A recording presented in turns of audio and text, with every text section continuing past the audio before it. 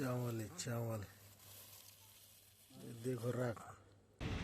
गेल्या कित्येक दिवसापासून खांडवी, परतूर, शिरसगाव या पंचक्रोशीमध्येच या महाबागेश्वरी साखर कारखाना वरफळ येथे 2 वर्षापासून याचं साम्राज्य निर्माण होत आहे। 2 वर्ष झालं निवेदन देव स्थानिक वर्षपत्रामध्ये याच्या बातम्या लावून शिवाजीराव जाधव साहेबांना आम्ही वारंवार सूचना दिल्या। गेल्या वर्षी त्यांना आम्ही स्वतः भेटून त्यांना विनंती केली होती, तिच्या राखेचा काहीतरी आपण बंदोबस्त करावा किंवा त्या राखेची चिमणी ही बदलून किंवा तिचं उंच करून तिचा त्रास महाबागेश्वरी साखर कारखान्याच्या आसपास किंवा पंचक्रोशीतील लोकांना त्रास झाला नाही पाहिजे। त्या त्रासापासून त्यांना होणारे दुष्परिणाम तेही सांगितले। पण आता तिथं दुर्घटना होत चालल्या आहे, कोणाला कॅन्सर होतोय, कोणाला अपंगाची दुर्घटना होत चालल्या आहेत।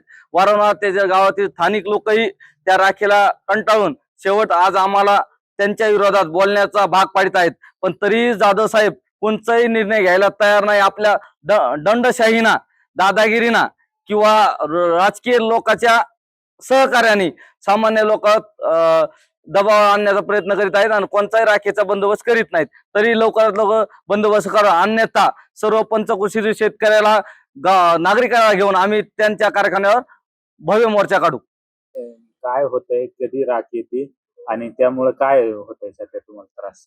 सध्या राखेचा प्रश्न असा आहे की राख रात्रीच्या वेळी येते आणि त्यांनी सांगितलं होतं की मागच्या सीझनलाच आम्ही त्यांना तोंडी व बोलून सगळं सांगितलं होतं, तर ते म्हणले दुसरं सीझन जसं चालू होईल तशी राख येणार नाही। पण दुसरा सीझन चालू होऊन आज 3रा महिना चालू झाला तरी कंटिन्यू येत आहे। सध्या आम्ही 15 दिवसापूर्वी निवेदन केलं होतं, तर ते म्हणले होते येणार नाही, तर त्यांनी 1 दिवस कारखान्याची क्लिनिंग असल्यामुळे ते बंद राहिला आणि सांगितलं की आम्ही बंद केली म्हणून। ते बंद वगैरे काही केलेली नाही। ते आज पुन्हा राख येते, आज आली, काल आली आणि उद्या बी येणारच आहे। त्यामुळं त्यांनी ती राखेचा बंदोबस्त करावा, अन्यथा आम्ही गावकऱ्याच्या वतीने तीव्र आंदोलन करू ही विनंती शासनास विनंती आहे। नाव काय? नाव दत्ता डोईजड।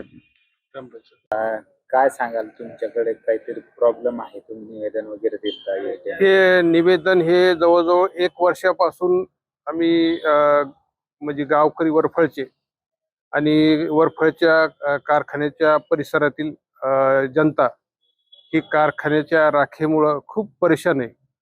हे अन्नामध्ये कपडे धुतले त्या कपड्यावरती, गाड्यावरती, पाण्यावरती खूप दूषित पाणी व्हायला ह्या कारखान्याच्या राखेमुळं। आणि ह्या कारखान्याच्या चेअरमननी आतापर्यंत कोणत्याही प्रकारची दखल घेतली नाही, ना प्रशासनाने दखल घेतली नाही।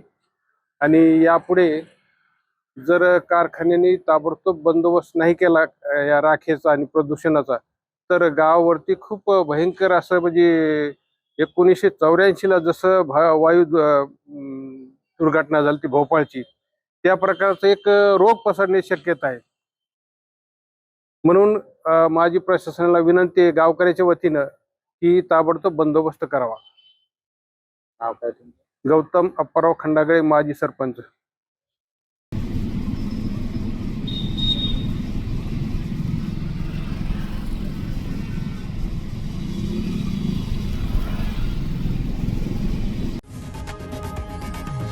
लोकशाही मराठी ऐका, पहा, जागरूक रहा।